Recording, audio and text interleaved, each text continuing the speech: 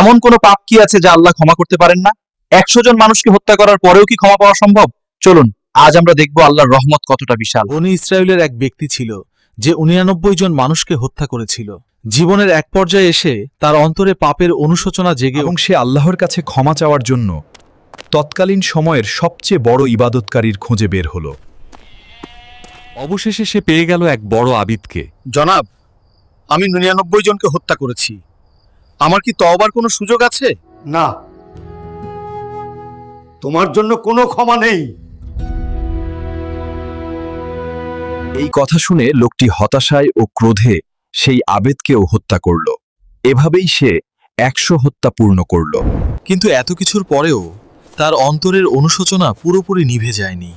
সে আবার ক্ষমা পাওয়ার আশায় তৎকালীন পৃথিবীর সবচেয়ে বড় আলেমের জ্ঞানী ব্যক্তি খোঁজে বের হল। অবশেষে সে সেই আলেমের দেখা পেল।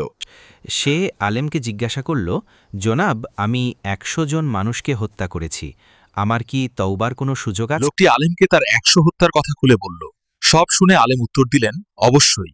কে তোমাকে আল্লাহর তওবার দরজা থেকে ফিরিয়ে রাখতে পারে? এরপর আলেম লোকটিকে বললেন, তুমি যে এলাকায় থাকো সেটি পাপিষ্ঠদের এলাকা। ওখান থেকে চলে যাও এবং অমুক যাও যেখানে আল্লাহভীরু লোক বাস করে, তাদের সাথে মিলে আল্লাহর ইবাদত করো। আলেমের কথায় লোকটি নতুন জীবনের আশায় যাত্রা শুরু করল। কিন্তু ভালো মানুষদের সেই গ্রামে পৌঁছানোর আগেই পথিমধ্যে তার মৃত্যু এসে গেল।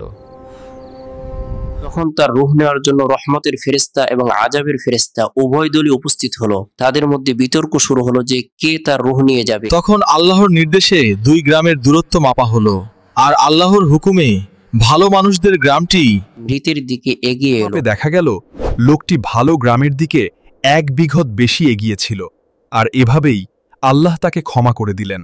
এই ঘটনাই আমাদের শেখায় কোনো পাপই আল্লাহর ক্ষমার চেয়ে বড় নয়। আন্তরিক তওবা এবং পাপের পরিবেশ ত্যাগ করতে পারলে তাই আল্লাহর রহমত থেকে কখনো নিরাশ হবেন না। ভিডিওটি দেখার জন্য ধন্যবাদ।